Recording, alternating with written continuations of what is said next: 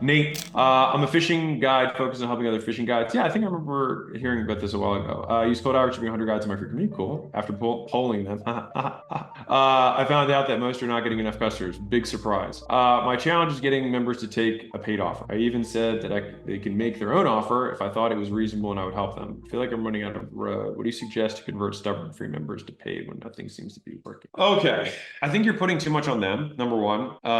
Like you'll even help them if they make their own offer, but they don't even know what an offer is. You know what I mean? Like they have no clue. So I think you just need to say like, this is the offer that works. And then I will help you advertise it and convert from it. Like imagine, for example, I said, I help gym owners, and I hop on the phone with the gym owner. And I'm like, yeah, whatever offer you want. Well, that's not going to fucking work because they have terrible offers. Like I spent all this time developing this system to figure out what was the best offer that that has the lowest cost to acquire a customer relative to how much cash we're able to generate. And I'll tell you this, because of the nature of fishing guides, this is a play I would consider. So it's something that I used to call invisible free, but basically run a free fishing guide tour and run that as the offer. Okay. Now a lot of people are going to want to do that. Now the way it works is this: is people get on, like you call the leads up, you say, hey, you're going to reserve this day, we're going to go out on the boat and whatnot. You just put your card down, and at the end of the tour, if you don't think it was worth it, we bill you the next day, the next morning. So we go out at 9 a.m. 9 a.m. the next day is when you're going to get billed. If the tour wasn't worth $200, just let us know. We'll give it to you for free. I'll bet you it'll convert. Okay. So I would run that offer, and then you need to show them how to advertise it. And if you're like, I can't convert people, I'm going to bet, this is me just making a bet, I'll bet you haven't done any work for free. So this is what you do. Grab 5 or 10 of them, have them run this offer, help them do it, capture testimonials, and then go back to the other 90 and be like, hey, look what I did with these guys. Want me to do that with you too? Cool. Join the free community. Ibrahim, what should I be prioritizing, emphasizing in the onboarding call? Like learning about the pain points on the call, should we focus on value, testimonials? Okay. So with the onboarding call, let me see. Hold on. Let me pull up my little doodad here. 2 moments, please. 1 moment. All right. Here we go. I'm gonna give you guys some nugs right now. All right. So number 1, do one like small group, like thinking 4 to 6 for your onboarding calls. If you can manage it, if your volume is really low, just do one-on-one, but 4 to 6 if you can handle it. And if you're like, well, dude, I'm getting 20 a week, then great, do 5 onboarding calls. Like, what are we talking about? All right. The reason you do that is because then they get to meet each other. So this is a whole concept of guru versus community versus network, right? You want them to connect, not you to be the connection, because as soon as they break the connection with you, they cancel. But it's much harder for them to break connections with themselves, right? So 1-on-6, if you can, know everyone's name, say their names on the call as many times as you can, get to know them so you can put a face to a name, resell the value of the purchase. So that's just re-going through why they signed up. All right. Next, outline how to get the value. Now, the clear point here is that you want to drive them towards the activation point. So if you don't know what your activation point, let me just give you one to start with, and then you can figure it out for yourself. But what we have found across all Skool communities is that people who are level 3 or up tend to not churn nearly as much as 1 and 2. And so then you curate your onboarding to facilitate them getting to level 3 as fast as possible. And the good news is level 3 takes like an hour or 2. Like it's not hard to get to level 3. So what you do is you say, these are the things that you must do in order to get to this point. At level 3, you unlock something valuable. All right. So put a big cookie at level 3. So the 2 most important levels for churn are 3 and 8. All right. So 3 is to get them activated. 8 is to get them to stick long term. All right. Now, I know that, Kirby, you're having the conversation with, what's his name, Calvin, soon about this. I think he had something about level 5 as well that like makes it more regular. So there might be one at level 5, but I'll say for right now, since you guys aren't even doing any of this, start with level 3. All right. So level 3, give them something sexy and give them homework. All right. So this is key. So give them a homework with a deadline. So saying, hey, we're going to meet same time, same cohort, 7 days from now. And you guys are expected to have done these things. So number 1 is make a post with a specific structure and comment on 1 to 2 other posts. You got to give to get. All right, that'll increase engagement throughout the entire community. 2, tell them where to start inside of your portal. So if you have like a VSL that's built in with 5 modules, tell them to start there.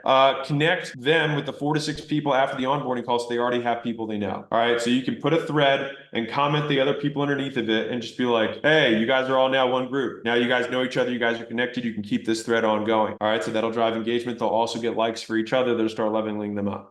Remind them of what they unlock once they do the homework, because if they do the homework, they'll get to level 3, and then show them what to, yeah, that's it. Show them what they need to cancel other memberships in order to afford yours. All right. So that's kind of the big stuff that you can do on those calls. And I would also highlight the categories of posts inside the group, the rules, and then just your deliverables to them. So think about it this way. It's like you're saying, here's what I'm going to do for you, and then here's what you're going to do for me. What you're going to do for me is you're going to make this post. These are the categories work. These are the rules, right?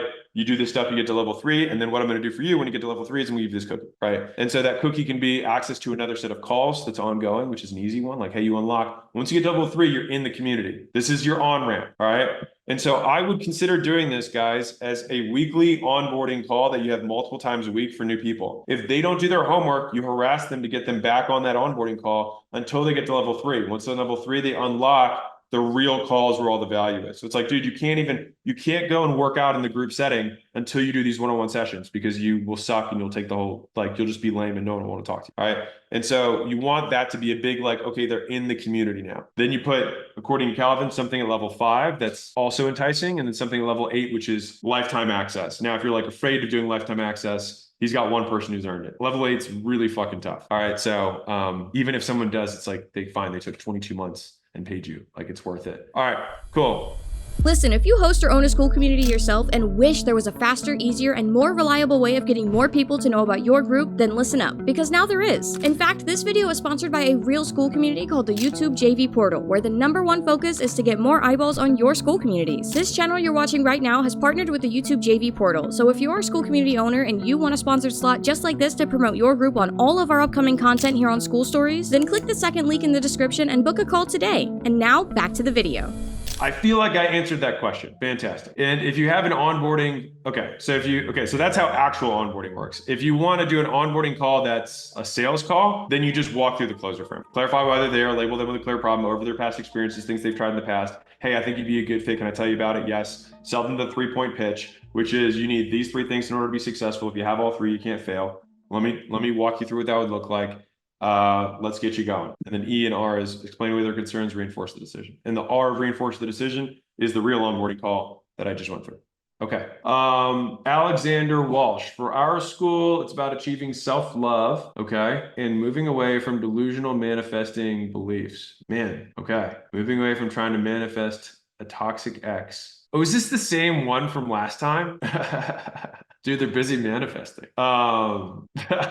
What if they don't need self-love? What if they need to just like lose some fucking weight, put some makeup on, like get a wardrobe redone, and become interesting? Ask some fucking questions to people instead of talking about yourself. I don't know. What do I? Anyways. All right, I'm just being a dick. All right, let's see. How to get our members to super engage. Okay, so all the onboarding stuff that I just went over is the stuff that gets them to engage. If you want, you can purposely DM them afterwards, but I think the onboarding call handles all of that stuff, because you can DM them to encourage them to make the post, but like you just told them to make a post in the onboarding. So that's the homework. Listen, if we get 1 out of 2 paid communities to make money, most people don't have organic audiences. So we had to figure it out, or no one would stay on Skool, but we have. And that's why we have tens of thousands of groups on Skool right now. And as much as I'd like to think people love me, people stay because they make money. And we'll show you exactly how they did it. And also, just to make sure you don't get stuck on any step, I answer questions every single week. And so now's the best time to get started. So if that sounds at all interesting, the best part is you can start a community of your own absolutely free. Worst case, start for free, you decide to quit, and then you can take all the training that other people charge thousands of dollars for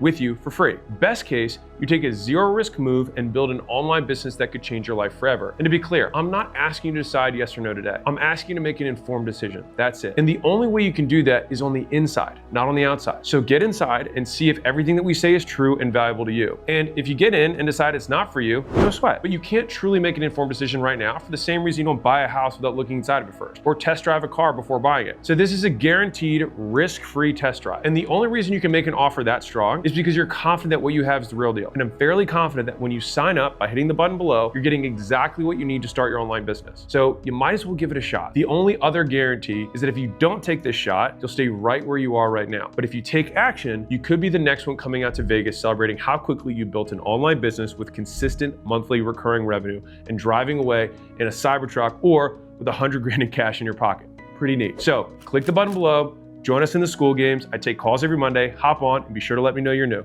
I'll see you on the other side.